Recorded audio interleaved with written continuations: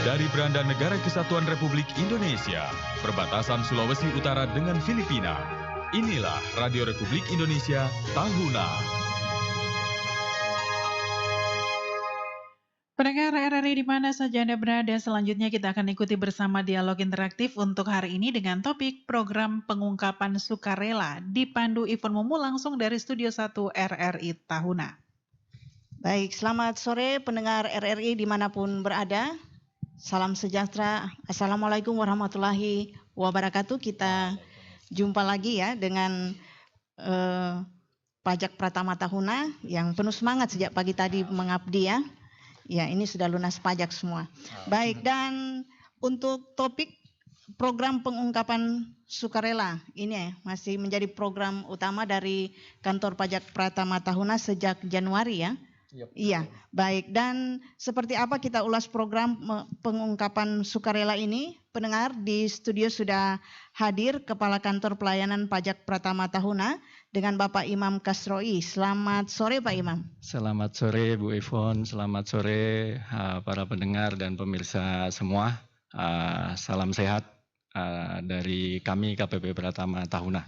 Iya, baik. Dan narasumber yang kedua, Franciscus Murnianto, ini penyuluh pajak Kantor Pajak Pratama Tahuna. Selamat sore Frans. Selamat sore Ibu. Semangat juga ya. Pasti semangat dari pagi sampai sekarang ini. Iya, baik. Dan pendengar, Anda bisa bergabung di 0822 9650 7623.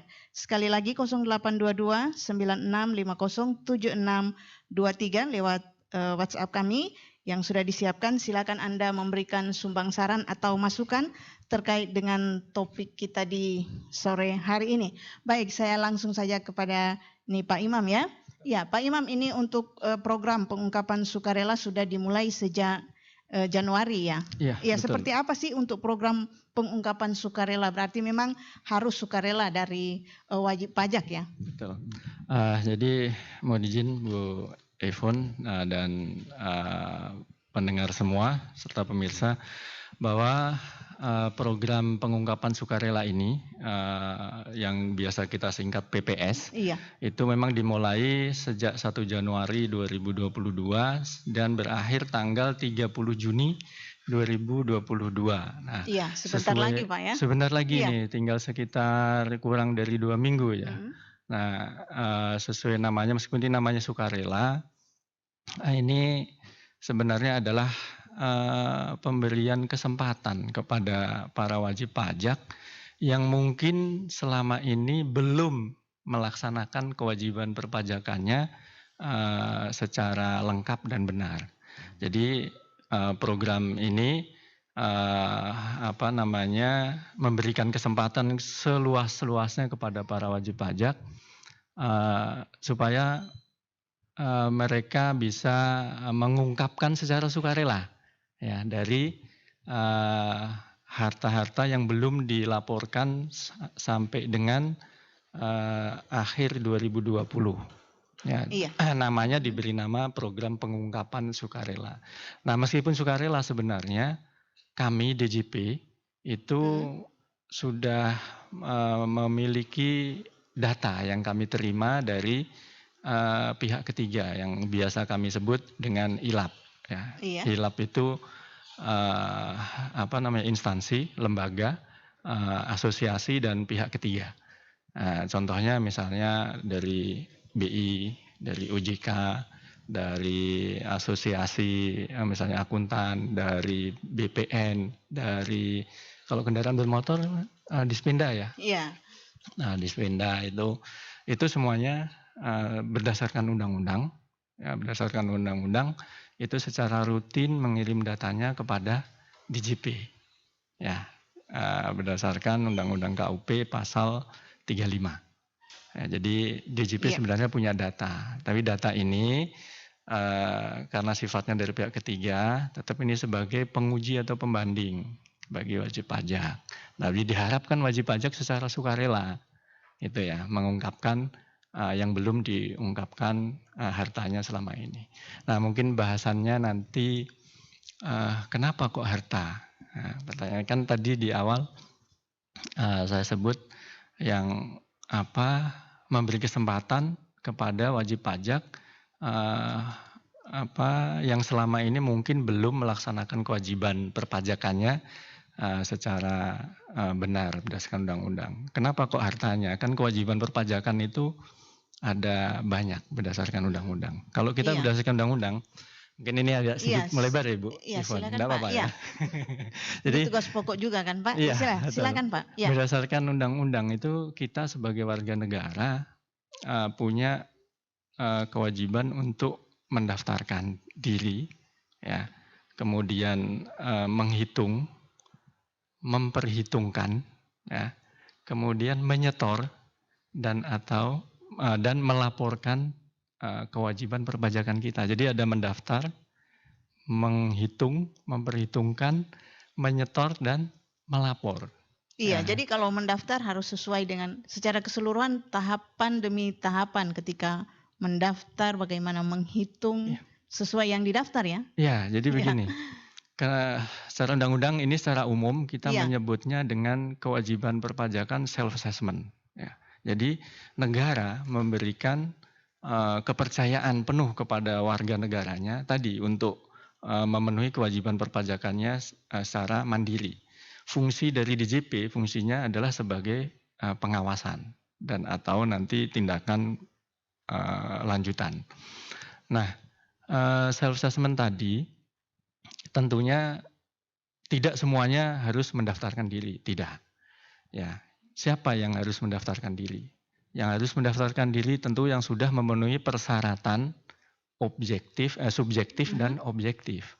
Subjektif adalah memenuhi persyaratan sebagai penduduk warga negara Indonesia atau orang luar negeri berada di Indonesia lebih dari 183 hari.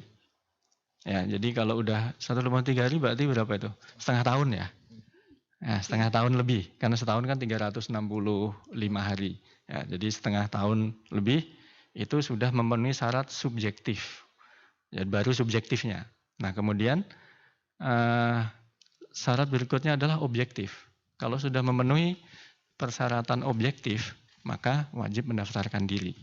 Yang memenuhi syarat objektif apa? Yaitu apabila subjek pajak tadi memperoleh penghasilan. Iya, berarti ini potensi pajak semuanya gitu. Yang sudah punya potensi penghasilan bisa wajib mendaftarkan diri. Tapi nanti berkembang Bu, apa semua penghasilan itu kena pajak? Tidak. Nah, nanti kita bahas. Iya, saya ke Frans ya. Ya, ini Frans, kalau ada wajib pajak ya orang perorangan ya. Betul. Iya, pribadi ya, orang pribadi. Iya, kan ada juga misalnya dia status pegawai yang penghasilan tidak kena pajak ya. PTKP, penghasilan tidak kena pajak. Iya. Terus ini kan misalnya memiliki warisan, ya warisan orang tua. Ini seperti apa penerapan untuk PPS ini? Silakan, ya Frans. Oke, menurut Undang-Undang dari Ketentuan Umum Perpajakan atau Undang-Undang KUP dijelaskan bahwa warisan yang belum terbagi adalah bukan objek pajak. Nah, maka dari itu jika subjek atau wajib pajak itu mendapatkan warisan, silakan dilaporkan saja ke SPT tahunan. Nah, jika itu belum dilaporkan dan itu terdapat data, silakan dilaporkan dilakukan pembetulan saja, ataupun kalau belum melakukan pelaporan SPT, silakan dilaporkan saja. Begitu. Jadi tidak perlu ikut SPT, tidak perlu ikut PPS, tapi cukup melaporkan SPT saja, begitu. Iya, baik. Kembali ke Pak Imam. Pak Imam, kalau untuk program pengungkapan sukarela ini targetnya seperti apa yang ditargetkan? Apakah tiap kabupaten kota itu sama atau seperti apa, atau target secara nasional? Oke Bu, kalau kita bicara mengenai target ini ada dua hal utama yang mungkin bisa kita bahas. Yang pertama ini target dari PPS itu sendiri ya. Target dari PPS itu sendiri adalah sebenarnya semua wajib pajak atau tadi yang sudah memenuhi syarat subjektif maupun objektif tapi belum memenuhi kewajibannya. Jadi secara nasional sebenarnya targetnya semua wajib pajak untuk ikut. Nah, kalau secara teknis misalnya dari sisi penerimaan gitu Iya. ya target penerimaan untuk PPS itu sebenarnya tiap kabupaten tidak dipatok angka yang pasti. Oh ya, karena berbeda juga Karena ya. berbeda Iya, datanya oke. gitu dan Iya.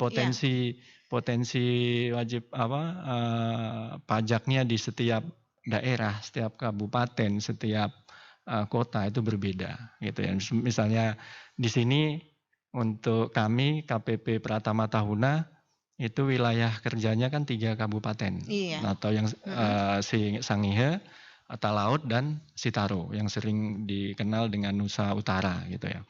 Itu kondisi perekonomian, kondisi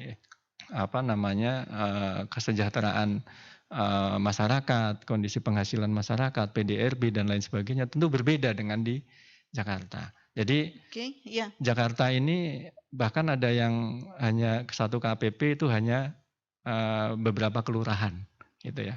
Jadi hanya beberapa kelurahan itu sudah menjadi satu kantor pelayanan pajak. Jadi tidak bisa disamakan di Jakarta dengan di daerah gitu ya, di masing-masing. Intinya di setiap kabupaten, setiap daerah itu tidak dipatok angkanya khusus harus sekian tidak ada. Iya. Karena tergantung balik lagi tadi, kembali lagi ke masyarakatnya sudah terinformasi dengan baik atau belum, kemudian ada harta yang belum dilaporkan atau tidak, jadi kan sangat tergantung pemenuhan kewajiban perpajakannya selama ini. Kalau memang sudah tertib, semuanya sudah dilaporkan, berarti kan tidak ada PPS-nya yang perlu diungkapkan lagi. Jadi targetnya pun tidak bisa ditentukan untuk wilayah itu sendiri gitu.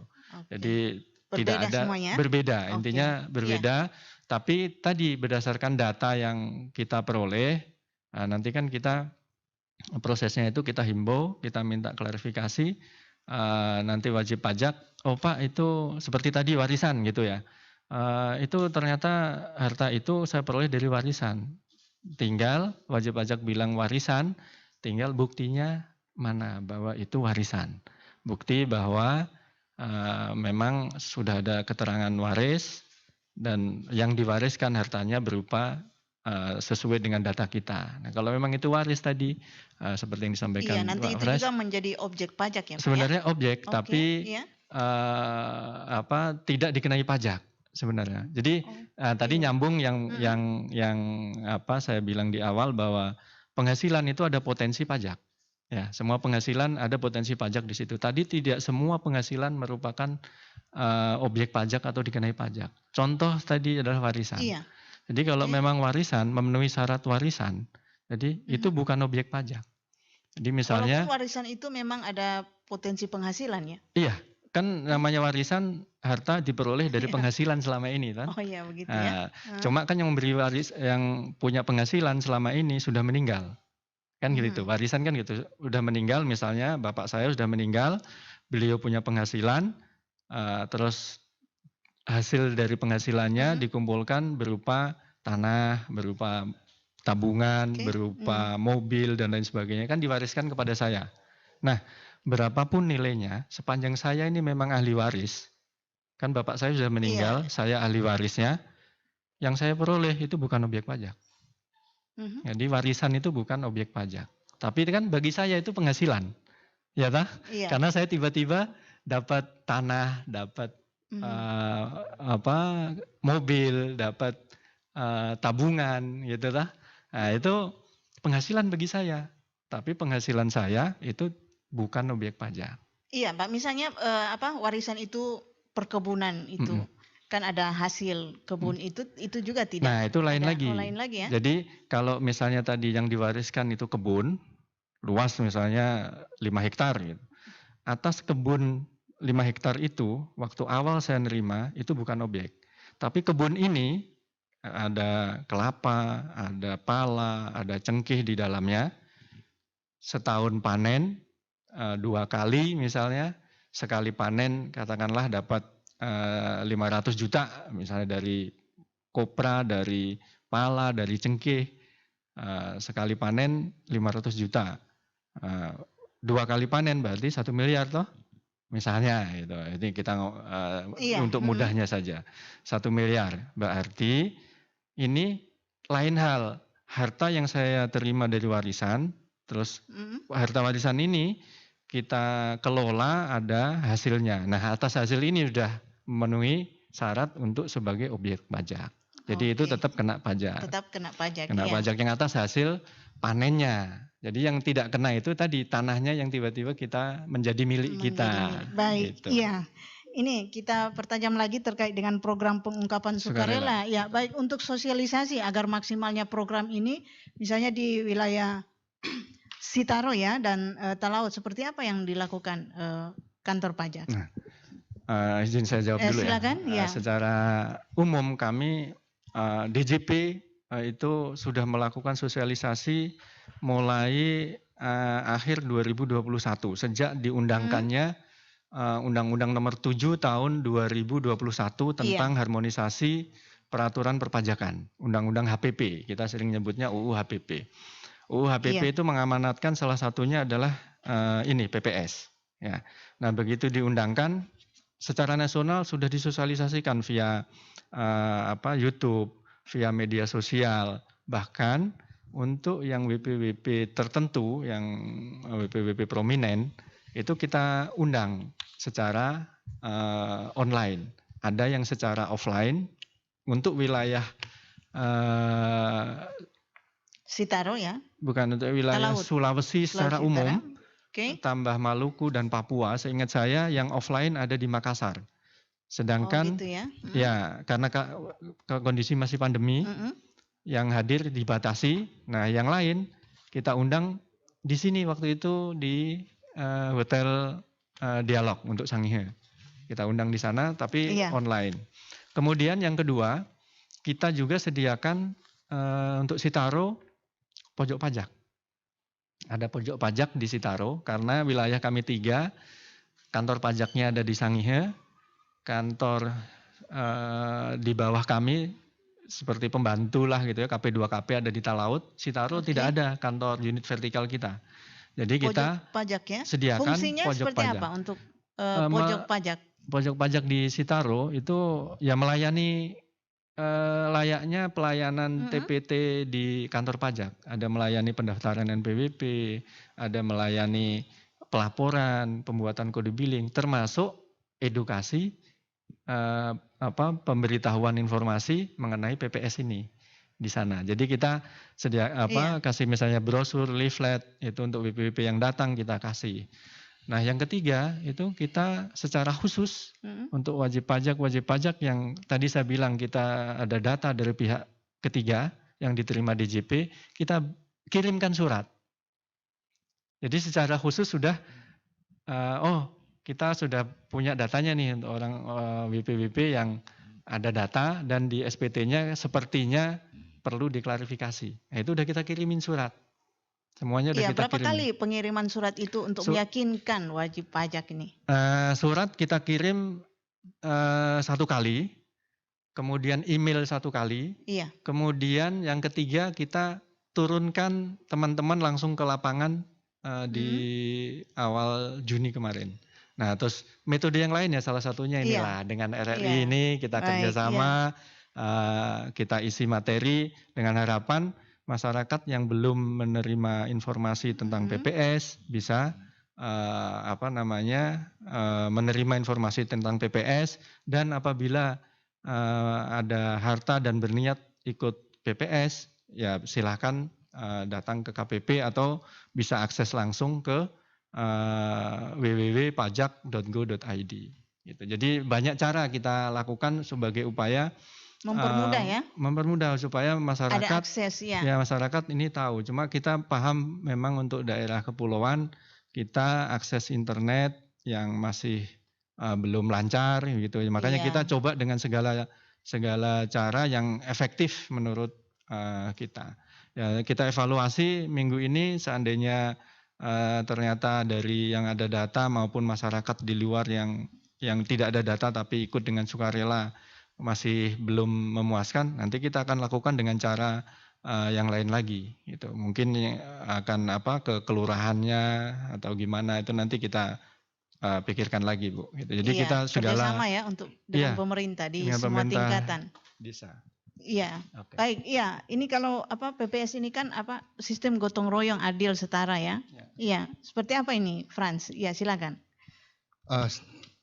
Oke, dengan asasnya PPS adalah jika pengungkapan sukarela. Jadi dikarenakan sukarela ini, jadi para semua wajib pajak ikut bergotong royong untuk menyukseskan penerimaan pajak dengan Bersama-sama ya. Iya. Dengan ikut bersumbangsi dalam artian mengungkapkan hartanya yang belum dilaporkan, serta juga meningkatkan kepatuhan wajib pajak. Dengan awal PPS ini, pastikan wajib pajak akan lebih paham apa kewajibannya. Mungkin dulunya itu lapor SPT itu tidak melampirkan hartanya apa saja, mungkin cuma harta diisi kosongan atau gimana, itu bisa lebih patuh lagi. Jadi semua harta yang sudah diperoleh selama ini juga bisa dilaporkan. Dan itu juga dengan hutang-hutang yang ada begitu. Iya, jadi ini satu mata rantai ya. Betul. Gotong royong, adil dan ada kesetaraan. Betul. Iya, baik. Dan pendengar pemirsa, kami mengajak Anda untuk bisa bergabung di WhatsApp yang sudah disiapkan untuk memberikan sumbang saran atau masukan ya di 082296507623. Dan masih bersama dengan kami RRI Tahuna dan juga dari Pajak Pratama Tahuna. Namun pendengar, sebelum kita lanjut dalam topik program pengungkapan sukarela, kita simak yang berikut ini.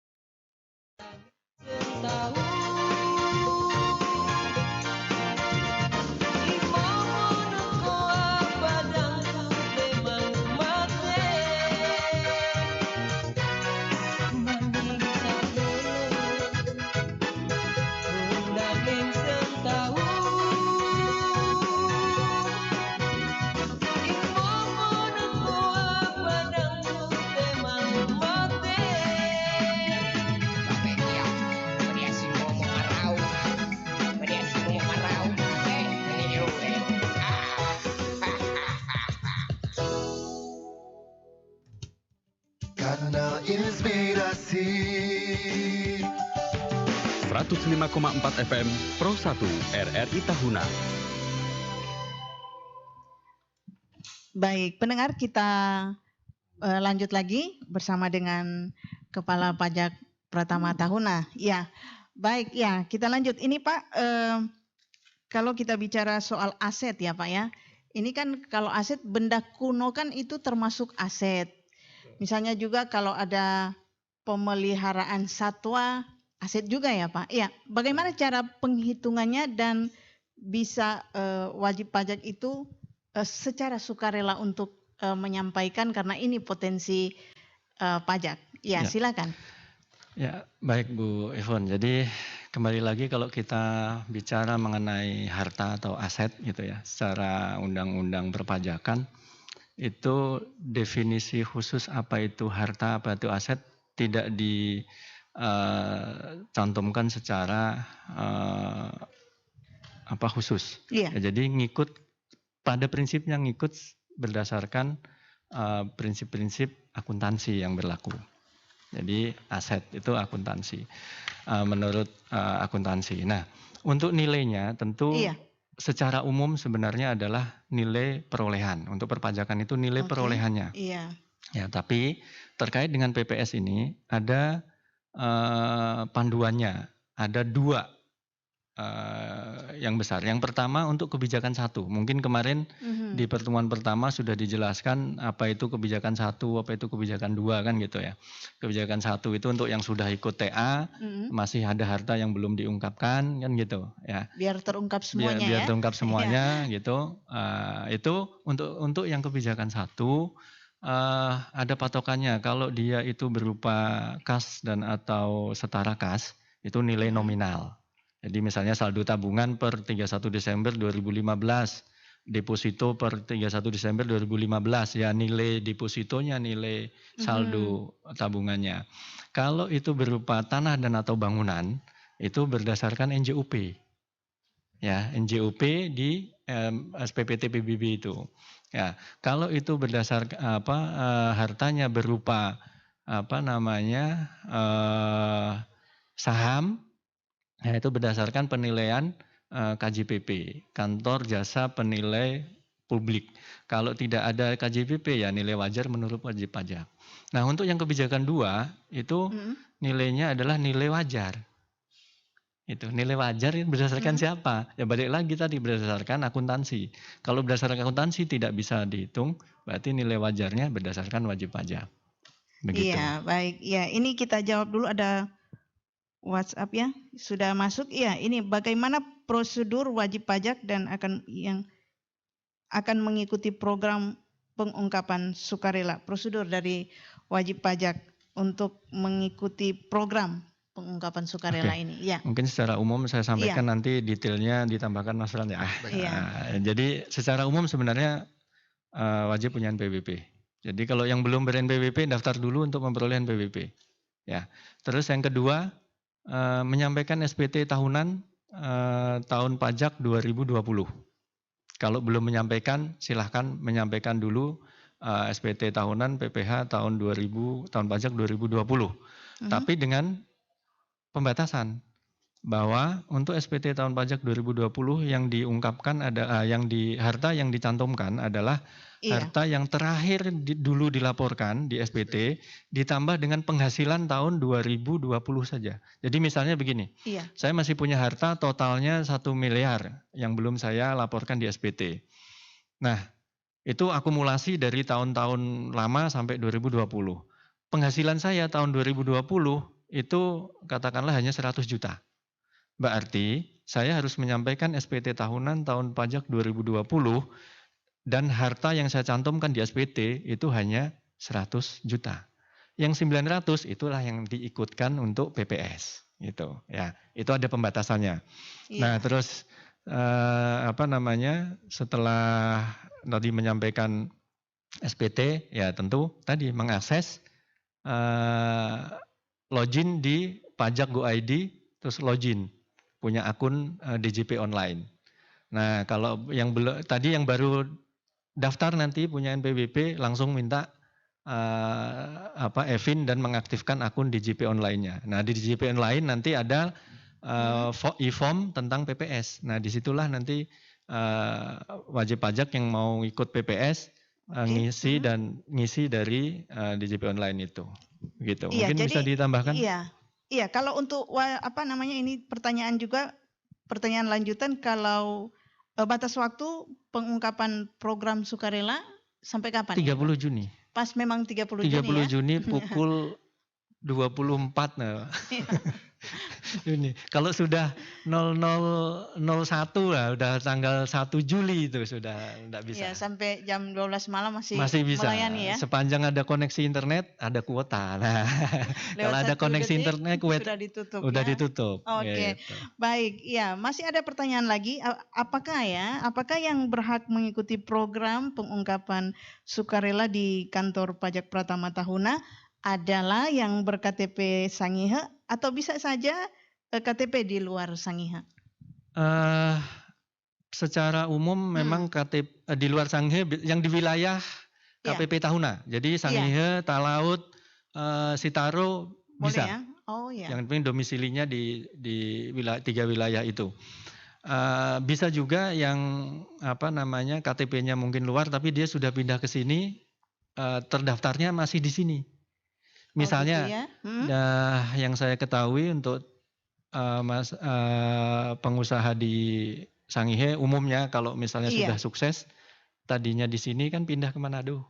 Tapi NPWP-nya itu masih di sini. Sangihe. Nah, berarti ikut PPS-nya di sini. Jadi di mana dia NPWP-nya masih terdaftar. Ikut PPS-nya di situ. Tapi kan secara nasional itu kan via online. Jadi sebenarnya dari mana saja. Gitu ya. Cuma nanti diadministrasikannya sesuai tempat dia terdaftar NPWP-nya gitu. Jadi misalnya posisinya di Manado, posisinya di Jakarta, bahkan di luar negeri pun bisa ikut PPS. Akses saja tadi di www.pajak.go.id, login, nanti ada link PPS ya diisi online gitu. Jadi KTP sebenarnya memang basicnya adalah KTP itu domisilinya dia ada di situ kan. Tapi sebenarnya memang kenyataannya di lapangan meskipun KTP-nya sini udah pindah gitu kan atau tadinya di sini sudah pindah NPWP-nya masih di sini ya berarti secara administrasinya nanti masih di sini di Tahuna. Kalau gitu. Pak Imam sekarang kantongi KTP apa ya? Saya di Jawa Barat, Bu. Jawa Depok, Barat. Iya. Ya, Pak, kerjanya di sini ya. Kerjanya di sini. KTP yang ada di sini. Bayar pajaknya gimana, Pak? Karena saya terdaftarnya di Jawa Barat ya di Jawa Barat. Jawa Barat ya. Iya, karena kita ngikut nasional saja lah. Online juga ya. Iya. Tapi kalau masih ya ini agak jauh mungkin agak menyimpang untuk penerimaan pajaknya saya dipotong di sini dan disetor atas nama bendahara KPP Tahuna. Jadi mekanismenya seperti itu. Iya, jadi secara penerimaan diadministrasikan di Tahuna. Gitu. Seperti hanya itu. Pelaporannya saya pelaporannya ke Jawa Barat. Iya, silakan gitu. Frans ada memperluas atau tambahan. Iya, ini juga terkait apakah pembayaran PPS dapat dilakukan melalui metode pemindah bukukan atau pembayaran pajak lain. Ya, seperti apa metode untuk PPS ini? Oke, terima kasih. Untuk metode pembayaran PPS itu melalui menggunakan kode billing. Dengan kode billing itu bisa diperoleh pertama melalui djponline.pajak.go.id. Itu melalui aplikasi PPS sendiri, program pengungkapan sukarela tersendiri, ada menu tersendiri yang bisa mengakomodasi untuk mendapatkan kode billing. Itu dan juga sudah terhitungkan secara otomatis oleh sistem. Namun bisa juga untuk meminta kode billing ke kantor pajak setempat. Kalau di sini kan bisa meminta di kantor pajak Tahuna, kalau di Siau bisa minta kode pojok pajak Siau, kalau di Talaut bisa di KP2KP Talaut. Namun dengan kode billing ini itu kan mendapatkan NTPN. Nah, jika dalam pelaporan PPS ini itu tidak diperkenankan dengan pemindah bukukan karena hanya diperkenankan menggunakan kode billing yang produknya adalah NTPN. Jadi karena itu khusus kode billing dan NTPN maka pemindah bukukan tidak diperbolehkan. Oh, seperti Begitu. itu. Iya, baik. Iya, kita lanjut lagi ya, ya ke Pak Imam. Ya, Pak Imam, kalau untuk wajib pajak ya, misalnya dia wajib pajak ini sedang dalam proses pemeriksaan, lalu wajib pajak tersebut mengikuti PPS. Iya, apakah kalau proses pemeriksaan itu tetap dilanjutkan atau tidak karena dia sudah mau ikut program PPS ini? Oke, salah satu persyaratan untuk ikut PPS Iya. itu salah satunya adalah tidak sedang dilakukan pemeriksaan. Oh, tidak sedang dilakukan Oh, iya. pemeriksaan. Secara implisit berarti kalau sedang diperiksa, ya segera kami selesaikan pemeriksaannya supaya wajib pajak bisa mengikuti. Karena kalau sudah selesai pemeriksaannya berarti dia tidak sedang dilakukan pemeriksaan. Gitu. Oh iya, baik. Iya. Pak Imam, ya kalau kita bicara pajak, sebenarnya untuk wajib pajak ya yang ada di Nusa Utara khususnya Sangihe ini ada berapa banyak wajib pajak dan target untuk 2022? Ya, jadi wajib pajak yang kami administrasikan di Iya. KPP Tahuna saat ini yang terdaftar itu sekitar 32.000. 32.000 ya? Itu yang Perorangan? Perorangan sekitar 29.000, yang badan sekitar kalau nggak salah 800-an ya. Oh iya ya. Yang badan itu ada 1.800. Sementara yang sisanya sekitar 850 itu untuk wajib pajak bendahara. Oh, Jadi iya. bendahara-bendahara pemerintah itu kami administrasikan juga. Jadi orang pribadi ada sekitar 29.000. 29.000. Iya. Ini untuk khusus Sangihe ya? Total. Total ya? Ya, untuk jadi Nusa Utara. untuk Nusa Utara. Tapi untuk distribusinya yang paling banyak masih di Sangihe ya? Ya, mohon dukungan, mohon kerjasama dari semua wajib pajak, semua masyarakat, bantu kami untuk negara ya dalam mengumpulkan pajak. Untuk tahun ini kami diberi target sekitar 156 miliar. 156 miliar untuk 3 Ini sudah kabupaten. mau memasuki semester kedua. Ya. Jadi sampai berapa sekarang, Pak? Sekarang sekitar 35%. Seharusnya sudah mendekati 50% 50 ya. Tapi begini Bu, bisa mungkin kami kasih penjelasan tadi karena penerimaan pajak di Nusa Utara ini itu masih tergantung pada DIPA. Ya. Oh ya. Masih APBN, punya Satker, atau APBD, atau dana desa. Masih sangat tergantung dari mereka. Artinya untuk yang masyarakat Paling pengusaha umum, masyarakat umum yang melakukan usaha masih sedikit. Jadi kita dorong nih semua masyarakat yang ini supaya melakukan usaha, gerak ekonominya gitu. Jadi kami juga ikut dan ikut senang. Kalau masyarakat kami pada intinya pengennya itu senang kalau melihat masyarakat itu kegiatan ekonominya maju, lancar, punya keuntungan. Untung gitu ya. Iya. Kami nggak suka kalau kami bukan malah kami mendoakan supaya jangan rugi, karena kalau rugi kami juga ikut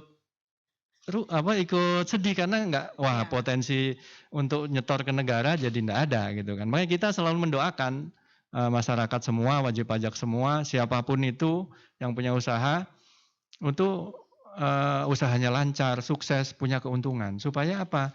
Mereka bisa membayar pajak. Ya, masyarakat pajak ini kan kalau secara undang-undang itu definisinya adalah kontribusi wajib. Jadi kontribusi wajib setiap warga negara. Ya, untuk bersama-sama nih asas gotong royong yang salah satunya untuk membiayai negara. Nah, negara ini kan butuh dana, pendanaan, butuh biaya supaya bisa terus berjalan. Untuk apa saja? Ya, salah satunya adalah untuk subsidi. Ya, banyak ya manfaatnya. Insentif. Iya, itu semuanya dari pajak. Untuk tahun 2022 ini secara nasional penerimaan perpajakan itu sekitar 55% dari total belanja. Ya ini Berarti secara sederhana kita bisa bilang, kalau ada jalan di lingkungan kita yang sedang dibangun, berarti 55%-nya dari pajak. Kan? Ada SD gratis, biayanya 55% dari pajak. Gitu. Jadi kontribusi pajak terhadap belanja negara lebih dari separuh. Nah, ini tentu membutuhkan tadi kontribusi kita semua. Semua wajib pajak berkontribusi.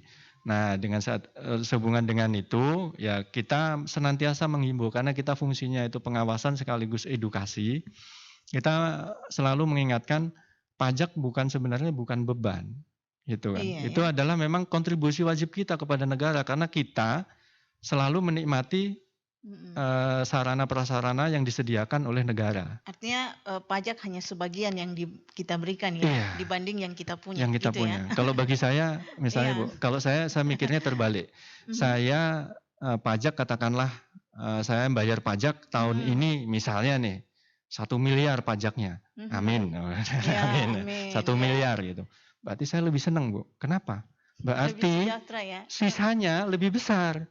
Pasti kalau yang saya bayar 1 miliar nggak mungkin. Sebagian ya. Berarti. Iya, yang kita terima penghasilan saya katakanlah cuma 1,5 miliar, terus pajaknya 1 miliar nggak mungkin. Oh iya. Pasti yang pajak itu hanya sebagian. Paling besar adalah kalau orang pribadi itu 35%. Sepertiga lebih dikit. Itu hanya kalau yang 5 miliar ke atas. Ya. Iya. Kalau yang paling kecil kan 5%. Katakanlah kalau 5% saya 5% sampai dengan 60 juta ya. 60 juta kena 5%, 60 sampai 100 kena 15%. Artinya sekitar 15% untuk negara. Rata-rata lah gitu. Atau 20% untuk negara. Sisanya berarti 80% masih punya kita. Iya, ya. betul. Kalau saya mikirnya terbalik begitu. Iya, baik. Ya, Pak Imam, kalau untuk target kita yang 100 berapa miliar 156. itu? 156 miliar. 2002. Pak Imam, optimis ya kita bisa capai sampai 31 Desember atau?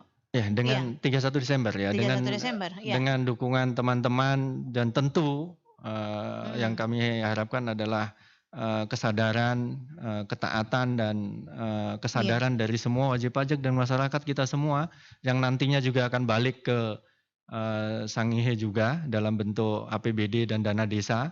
Nah, itu saya secara pribadi optimis akan tercapai di akhir tahun. Ya, sebagaimana tahun lalu, ya alhamdulillah puji Tuhan kita tercapai 109%. Baik, iya. Gitu. Pendengar, kita sudah di penghujung perbincangan kita terkait dengan PPS ini. Tidak terasa Pak ya? Tidak terasa Ibu. Tidak terasa. Iya, closing statement biar masyarakat juga mendapat pencerahan untuk PPS ini karena ini merupakan satu kewajiban. Iya, silakan Pak Imam. Oke, terima kasih pendengar sekalian dan para pemirsa yang saya hormati dan saya banggakan. Sebagaimana mungkin sudah disampaikan pertemuan pertama dan di awal tadi bahwa PPS adalah pemberian kesempatan. Jadi kami himbau semua masyarakat yang telah memenuhi syarat subjektif dan objektif dan ada aset yang belum dilaporkan di SPT untuk ikut PPS. Kemudian PPS ini kan akan masuk ke APBN. Ya, jadi APBN sebagaimana tadi yang sudah saya sampaikan, perannya perpajakan itu sentral di APBN, maka kita semua selain PPS, kewajiban perpajakan rutin itu juga kita laksanakan secara baik. Kemudian bantu kami, gitu intinya ya, bantu kami kita semua untuk negara. Untuk suksesnya PPS ini dengan berbondong-bondong ikut PPS mumpung masih ada waktu masih ada kesempatan sampai 30 Juni. Mungkin kemarin sudah dijelaskan konsekuensinya kalau tidak ikut, kemudian ada harta yang kita temukan DJP yang dalam tanda petik sebenarnya kita sudah punya datanya, itu ada konsekuensinya ya lebih baik diungkap saja. Dengan PPS ini. Kemudian sebagai closing statement juga perlu Bapak Ibu semua pemirsa ketahui bahwa KPP Pratama Tahuna ini tahun 2021 kemarin sudah mendapatkan predikat ZIWBK, Zona Integritas Wilayah Bebas dari Korupsi. Nah, bantu kami, dukung kami untuk dapat mempertahankan ZIWBK ini dan rencananya kita juga akan ikut ZIWBBM supaya pelayanan kami bisa lebih baik lagi, bisa manfaatnya bisa dirasakan oleh masyarakat semuanya. Dan yang terakhir Ibu, ya silakan, Pak. Balik lagi kita. Sebagaimana negara yang kuat itu, ya pajaknya kuat, Indonesia maju. Bagaimana pajak supaya kuat? Ya peran kita semua, peran masyarakat semua. Karena negara adalah milik kita semua, bukan hanya milik orang perorangan. Ya, terima kasih. Iya, baik pendengar dan pemirsa yang juga wajib pajak, ya mohon dukungannya untuk kita membayar pajak karena ini merupakan bagian bagaimana kita berpartisipasi dalam pembangunan. Baik, terima kasih Pak Imam, terima kasih Franciscus ya sudah bersama dengan kami dan pendengar. Demikian kebersamaan kita terkait program pengungkapan sukarela. Dan sampai jumpa di lain waktu, di lain kesempatan. Salam sejahtera. Wassalamualaikum warahmatullahi wabarakatuh. Selamat sore. 105,4 FM. Pro 1 RRI.